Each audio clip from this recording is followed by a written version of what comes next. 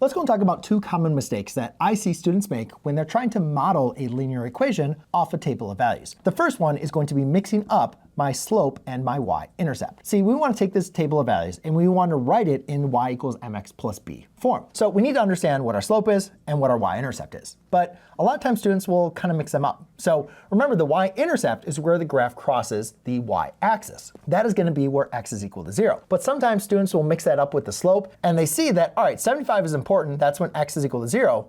But maybe they'll put that as our slope instead. They just kind of make a silly mistake. And remember, the slope is going to be the change in the y values over the change in the x values. Now, since our change of x values is going by 1, we just really want to look at the change in the y values, which you can see is going down by 10. But instead of writing that as the slope, they'll rewrite it as the slope-intercept. So again, just simple mistakes. Just make sure you know the difference between your slope and your y-intercept.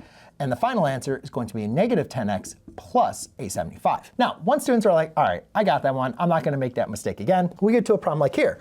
And they say, all right, the y-intercept is when x equals 0. So what is that value? That's going to be 7. So they're like, all right, I got this one. I'm not going to make a mistake here. And then they say, all right, find the slope. I just need to find the change in the y values, right? So the change in y values here was going down by 10. Over here, it's going up by 10. So like, all right, that's easy.